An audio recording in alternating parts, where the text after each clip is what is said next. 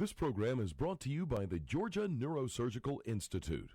For over 50 years, rendering neurosurgical care to patients of all social conditions, treating complicated problems involving the brain, spine, spinal cord, and peripheral nerves, endeavoring to encourage quality care, medical research, innovation, and education on a local, national, and international basis.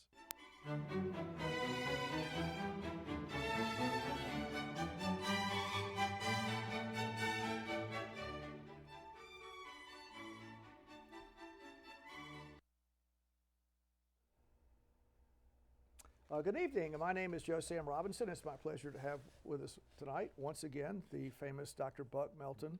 Thank you for being here, Buck. Glad to be here always. We've had lots of interesting conversations, and I think we've touched on the presidency. Have you can thought about it any, more since our last meeting? I don't know. I mean, I'm were going to have to equivocating. brood about it. I'm still holding myself back. I'll maybe there'll be a groundswell of This is opinion your will- year. We just I'll await developments. keep those cards and letters coming, Okay, well, folks. on that note, maybe we can move into our discussion tonight on swinging to that. We have these sort of strange conversations about many things that I think are of consequence. And tonight, maybe we could talk about the nation state. Now, just to sort of give a preamble to that, the way the world goes is that in a state of nature, there's small little aggregations of hunter-gatherers, and then bigger groups of people got together, and bigger people, and then there are empires, and there's this sort of tribes and empires, and then arising in Europe after the barbarian invasions, the nations kind of came together. Shall we say the 12th century maybe. Not every place became a nation state, but certainly in England and in France and Spain, Portugal, these countries became models for the rest of the world. The idea is you have a geographical area that's a concise place with people that share common values, common religion, Common ethnicity. Everything is connected. Common names, common history, Common economy. That's right. Mercantile arrangements, and for better or worse, this became the pattern around the world. And that if you look at the United Nations, there are all of these different geographical areas are there, and there are maybe 200 of them in different places. And the question is that kind of geographical relationship, is that going to last into the century? Or are we going to have some other kind of political boundary that might be, it may be political boundaries might altogether go away, or maybe there'd be great groupings of nations like the European Union where nations sort of are associated in a different kind of way. And a nation state would have a different set of identity. So that's my question. And then I'll ask this one: is the United States as a nation state, is it changing from the way it used to be into something else? And is that good? I mean, is it really a nation that it's different than everyone else, exceptional, or is it something else entirely? Those are a lot of very big questions. Which well, one would you're you a smart guy. care to start with? Nation states as the U.S. As a political arrangement. Yes. Is that something likely to last the rest of the century? Well, we were actually talking about that just a few minutes before the camera started rolling here. And in my view, and I think you agree with me, and stop me if I'm wrong, things are becoming so radically different. Different views of what I call the American civil religion, different views of religion itself, different views of government and government power, and the fact of this massive increasing national debt, which no one talks about, much less tries to do anything about. I think that dooms us as a nation state. And if it doesn't doom us, I'll stop there. Let me back up a little bit. When I was coming along, and was a college student in the 80s. The idea You're a young guy there, Buck, I must say. Back in my day, yes, 30 or 40 years ago. Yeah, yes. Secession was dead. No intellectual, no lawyer, no government official saw secession as anything other than a dead letter. That had been decided at Sure. Appomattox. and that was just the way it was. Now, 30 to 40 years later, there are starting to be whispers or even murmurs of secession in some quarters. Now, it's certainly not the mainstream. Yes. But the fact is, you're starting to hear it seriously mentioned for the first time. Case in point, California, massive economy, practically bankrupt, doesn't seem to show any signs of reversing this. Texas, in fairly sound economic condition with a lot of good assets. When California goes belly up and goes bankrupt, are Texans really going to patiently and willingly foot the bill for a bailout? Or are they going to want to go their separate way? That's just one example of what might actually prompt secession sometime in the next 50 years. Well, it's complicated. I mean, it's Yes. fair enough. There are centrifugal forces out there, but plenty of people have their mother-in-law that lives in California. I mean, relative. Yes. It's a real. People are moving around the country a lot, so Yes. that that's this one, mobility That's was a one. big That's one issue, kind of fragmentation. Another one might be to get sort of a North American Union of the gradual erosion of sovereignty.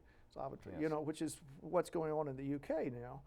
But so what is it that defines a nation state? Let me ask this question. Do you have one national identity? So I'm a Frenchman, or I'm a Norwegian, and is witnessed by this is my passport, or I'm a Mexican, this is my passport. But one of the things going on is that it's possible and indeed likely to have a multitude of national identities and live in the same area. So, but even assuming that there's no secession, and the places I would pick for the more likely secession arrangements would be Hawaii and Alaska. I would pick those as the more likely kind of arrangement than the lower 48, but it could happen. One issue, what I bounced the basketball about is the traditional definitions of nations Yes. are just being eroded by the circumstances of life. And one is that you can have a multitude of national identities and you can live wherever you wish, and you can have a multitude of passports, and you could say, well, I'm a triple citizen or a dual citizen. So there's a sense of diminished national identity. Yes. I mean, is that a comment? Is I that a think fair so, statement? and I think we need to distinguish between nation and state because we often use them interchangeably. State, and we have a warped idea of statehood in America because we use the word state in a slightly different way, the state of Georgia, for instance. The typical quick and dirty definition of state is a government, a sovereign government that doesn't answer to any other authority, a sovereign government that exercises its sovereignty over a certain amount of territory and a population. A nation, on the other hand, has typically meant some sort of ethnic identity, some sort of common culture or common genetic aspect to it. So, for instance, you had city-states thousands of years ago. Athens, classical Athens, was a city-state, but it wasn't a nation-state because there were other ethnic Greeks who were not part of Athens.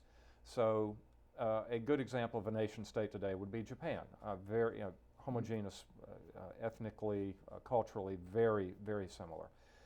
So in that sense, the United States is clearly a state, but is it a nation state?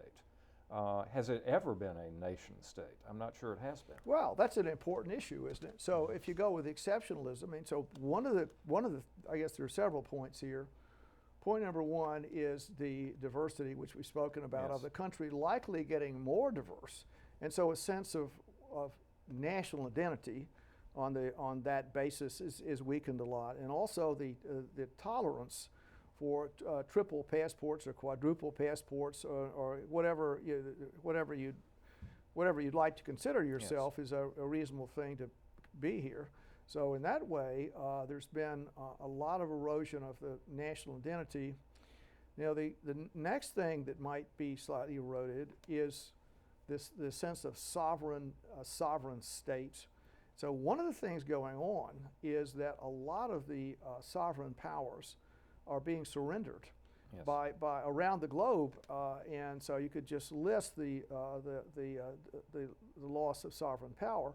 So these great, tariff arrangements that are being put Yes. together. So one thing that you'd say in the past, we'll pick 1930, Maybe that's when they had the Tariff Act. I'm going to name the Smoot-Hawley was in 30, right. yes. So that supposedly caused the Depression. But the idea is that you had a great, because you were a special group of people, you felt identity, you put a big barrier up. We're going to protect the insiders, and we're all insiders here, and we're going to have big tariff walls to protect you, and things will cost more. But on the other hand, our group is going to be protected by these barriers, and that was a sellable kind of thing. And now, the idea is that the sovereign kind of tariff arrangements are really just going by the wayside, and lots of things are going that direction. Yes.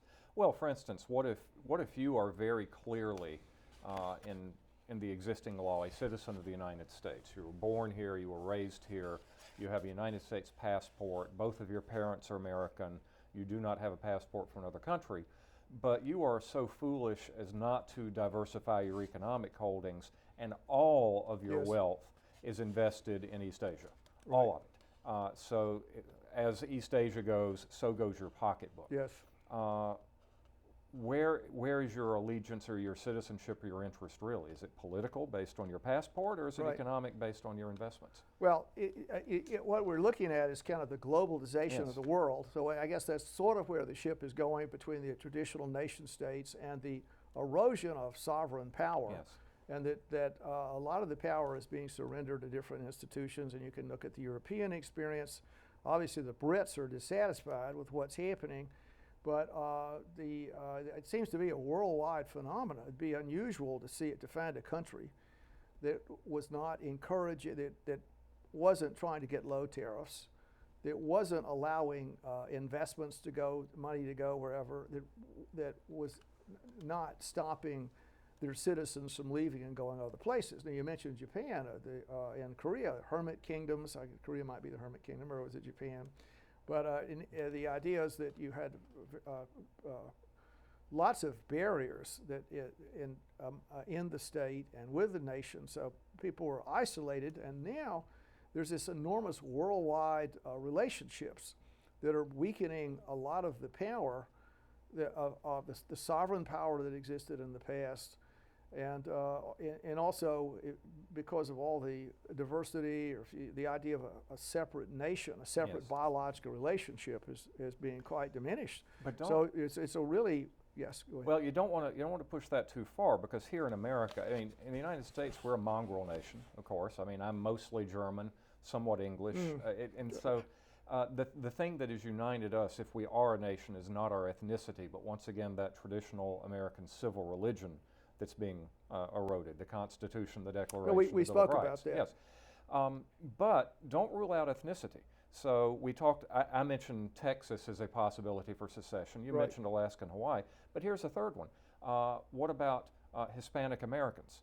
That if you look at what we did to Mexico during the Mexican War of 1848, it really was one of our blackest moments. We've had a few of them, held them up. That was a really bad one. And a lot of Mexicans have never conceded the legitimacy of the Treaty of Guadalupe Hidalgo, that we simply took Mexico from them and it was illegal. I have Mexican friends who still believe that California, New Mexico, and Arizona are legitimately Mexican territory. Look at what the demographics are doing in that area. 50 years from now, it will very easily be Hispanic dominant. Maybe that's where the secession will take place, and that will be driven purely by ethnicity. Or you could say, I mean, just to continue the point, I guess what I'm getting into is the geographical and national boundaries that exist in the world. In many ways, those walls between nations and nation states are getting substantially diminished. Yes. And there could be restructuring of national boundaries. So the issue, I mean, there is a difference between the traditional immigration that's taken place. So people coming to Ellis Island from different places in Europe, it would be impossible to create a new Ireland on Long Island. I mean, the whole story is there's not any way that you can maintain your earlier national identity in this new world other than a polite relationship. Yes. That's the way it was, but Europeans understand, let's say if you're a Romanian and a Hungarian, there's a disputed bit of land there on the other side of Transylvanian mountains. Yes. So that people, they're in Romania, but they speak Hungarian. And so we really want, Alsace-Lorraine in that's Western right, we're Europe. going back So, and forth. yes. So you could make the case that we discussed this in the past, how people would try and not have a diverse country, but Woodrow Wilson, they'd like to draw the national boundaries that reflect ethnicity and national allegiance, and there's certainly a demographic event that's occurring in the American Southwest, Yes. which is also related to a sense of historical wrong, the idea that it's wrong. Although I must say we did give Mexico some money when we took those, these 4 or 5 states. It was there. still We a gave them- forced sale. I think we gave them about $15 million or something. Very good, It's a yes. pretty good deal, but maybe Yes. you never hear about that money exchange. You hear about Alaska, but what did we get for the $15 million that we gave the Mexican? That's fair enough that it was. We assumed some Mexican debts on top of Right, that. yeah, we did a little something. We tried to be somewhat nice. When the gas and But purchase took place. No, it really was I mean, even for someone who believes in American exceptionalism and sees American contribution to human history as more in the positive column than in the negative, it was still a very raw moment. So, we've talked about this before. So the mythology of America being assaulted from every angle. And so another angle is, let's see, the Alamo, the Anglos came in, all these sort of, Davy Crockett was there. And if you look at the way that American history was portrayed, say in the 1950s, or Stagecoach, Yes. going, the movies in the past, whatever the deal was, fighting the Indians, and occasionally some Mexican banditos. So that's what America is or was, and now it's being totally rejigged. Yes. And the idea is that many people would say this country is founded on wickedness. It's just a terrible, the history is just a black, satanic series of events. Some people would claim that. And what I'm getting into, I guess, we sort of touched on this a little bit. You could say the sense of nationhood is difficult. I mean, whatever a nation is. And secondly, there's been a substantial erosion in national sovereignty. And the third issue is there's a demographic problem in the West. Now, is there one with the Quebecois in northern Maine? I'll make a little joke here. So, in other words, there are all kinds of centrifugal forces Yes. out there. You could say the Indian, what's the wrong term? Native Americans would say, well, I really deserve this part. I want my sovereign relationships to be strengthened. So, if you're on the wrong side of the Grand Canyon, you're in another country, and these little enclaves are being scratched out of a national psyche here. We're getting this enclave, that enclave, and the sense of national identity is diminishing. So finally, having gone through this little litany of issues, is that it a good thing or a bad thing if this happens? If the nation states go away, if the American identity is sense of nationhood is going to be kicked around a lot in the 21st century, and some changes occur that right now I think to most people would be terrible, and it would be, they love the American flag, they love this country, they rever the country, and any idea that it might crack up in this century is just an anathema. Now, I don't know how possible it is for that to happen, but should steps be taken to preserve national identity, or is it good to surrender sovereignty? I mean, what's the good and bad about these changes? Well, I think it depends partly on what you're after. I do want to back up for a moment before I answer that and address something, this idea, this progressive idea that America has bought very heavily into progressivism over the past 100 years. And the idea of progressivism is essentially, it's the Whig view of history, that there are forces of progress and forces trying to hold back progress, and the two have combat, and ultimately the forces of progress win and move us forward into those broad sunlit uplands. And at some point, if you follow this logic, we reach nirvana, we reach perfection, we re-enter the Garden of Eden. I think that's naive. Every civilization before us has fallen in its time. Why should we be any different? So I think we are headed for something different. I think the questions are, what will that different thing be? What will the advantages to it be? What will the disadvantages to it be? And not least important, how do we get there? Will there be violence? How much violence will there be? Will there be more poverty? Will there be damage to the environment? A lot of these are imponderable. Well, I mean, you know, you could say the good and the bad. I mean, one of the good things that might take place if these nation states go away is allegedly, and the question is that you might no longer have war. And so the really terrible, you can look at Europe, the result of these terrible conflagrations in World War I and World War II just devastated the continent, and the strong nation states, the people said, we just can't have this kind of identity anymore, or at least for a number of years. We'll see what happens with the European Union, but we're all going to be Europeans, and we'll compete in soccer matches, but we're not going to fight each other anymore. So we're not going to allow the governments to have the power. So their sovereign power is going to be diminished in regards to fighting somebody else. So yes. Maybe that's a good thing. Well, here's a question for you as a scientist. Assuming no wide-scale genetic engineering, which is a big assumption, over the next 100,000 years, what is any human being picked up off the street, what does he look like 100,000 years from now? Well, it depends on a lot of things, but assuming that this, you know, society rolls along pretty much as it goes along, you would imagine, and there'd be a merging of genetic structures here, yes. And so you'd sort of get back to the Garden of Eden, if you wanted to say that. So the idea is that the contemporary idea is about 100,000 years ago, people left Africa. And so that everyone initially was dark-skinned and resembled, you know, people that you'd see from African people. And then their genetic structure changed as they moved into new environments. And so out of that, we got isolated genetic groups that had their own genetic code. Yes.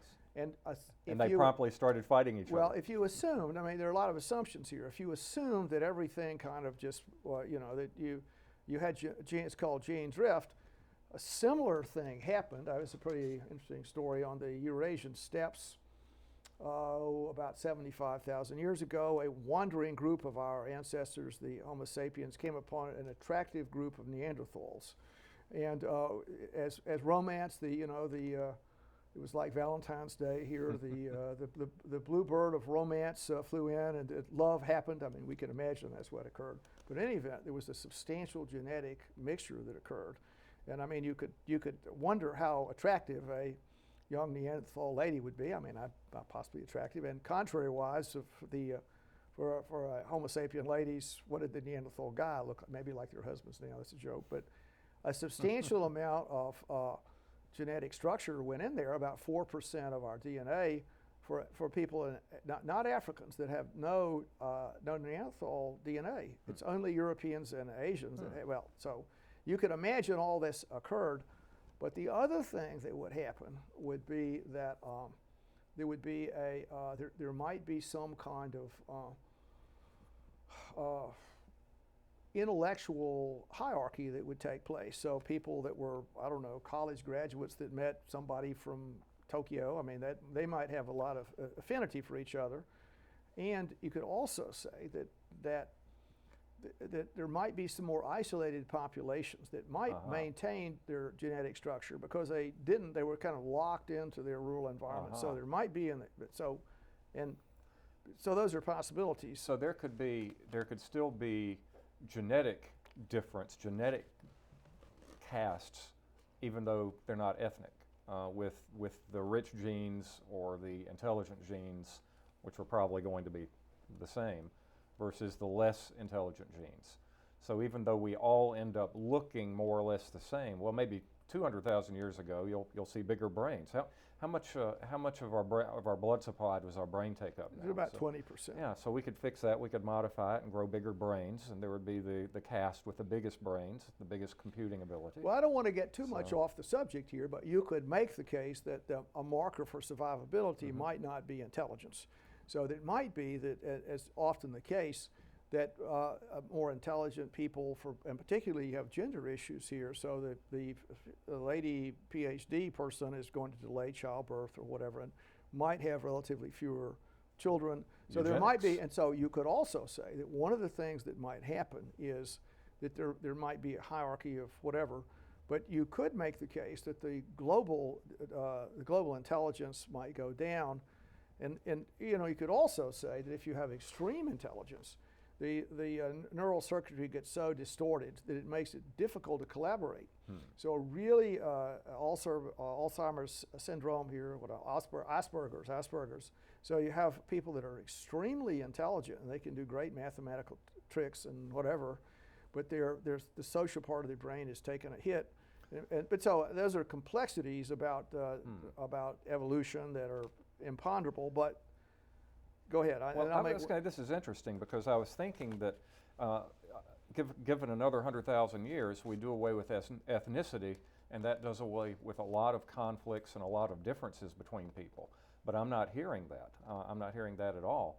There can be continued differences. A lot of those differences can be genetic, and so the strife might continue in ways that we can't even comprehend. I would have to say that unless there's substantial reformation of the human brain, the situation we have is we have a Neolithic brain that's suddenly been cast into a situation it was never intended to be in. Yes. So our brains are pretty similar to 10,000 years ago when there were 5 million people on the planet.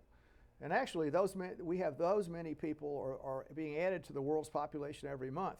So we have this enormous 8 billion people. We have these complex issues. And the problem is that our brains have this intrinsic fingerprint of evil in them. And we have the desire for power, wealth, dominance. And when people compete with each other, these events happen. And so just to go through that issue, I think you could say it would be inevitable for human conflict to occur on some level. But one of the difficulties that occurs with nation states is that nation states allow those destructive impulses to play themselves out on this huge global playing field, and the problems that happen for the planet, our little small planet here, with the extraordinary ability to injure each other, we could really just destroy our planet quite easily. And so one of the problems is that nation states can do that, and the nation states have good points and bad points, but one could make the case that some kind of surrender of national sovereignty is just enough to stop these nations from fighting each other, except in soccer matches, that'll be fine. But some kind of uniform government would be there, and you could say, just to make a case, 1,000 years from now or 500 years from now, the nation states were a transitory journey towards some kind of another institution. And just to make this point, which is a point I want to make, right now when people talk about equality or they talk about redistribution of wealth, it ends at national borders. It would be in fact, I've never heard this. You've never heard people say, well, we're going to change the world flow of goods, and we're going to take from Western Europe, from France, shall we say, we're going to take, I'm making a little joke here, but we're going to take from all the developed nations, their obligation is to transfer wealth to undeveloped nations. And what you get into is, if people attempted to do that, it would probably cause a war. Yes. But how do you gently redistribute in a fair way? How can you make a better world? How can you stop the species from destroying themselves? Yes. And it's getting through this period we're in. This century is going to be a very troublesome century to sort of get to that point. Well, I do think, I have heard some ideas of redistribution. The idea that, well, during our industrial era, we did a lot to wreck the environment. We continue to wreck the environment. So let's prevent the third world from wrecking the environment by tearing down the rainforests, by helping them economically. I do think whatever, granting your premises, whatever we replace the nation state with, perhaps a modern, postmodern feudalism where you feel a personal loyalty to your ethnic group, it's still going to be whatever it is on a massive scale and it's those massive scales if conflict occurs. If you've got more than one side, it doesn't matter if you call it nation state or postmodern feudalism, it could still be disastrous. Now, my final point is, we only have a second left, is I want to, finally I've said these are good things and bad things about nation states. The good thing about America is our nation state needs to be preserved.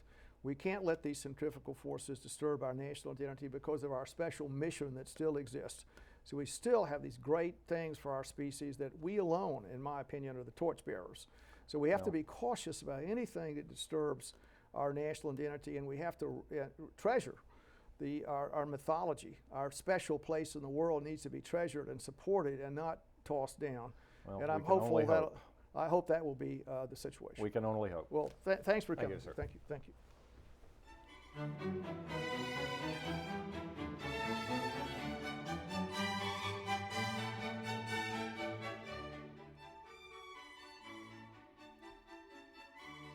This program is brought to you by the Georgia Neurosurgical Institute. For over 50 years, rendering neurosurgical care to patients of all social conditions, treating complicated problems involving the brain, spine, spinal cord, and peripheral nerves, endeavoring to encourage quality care, medical research, innovation, and education on a local, national, and international basis.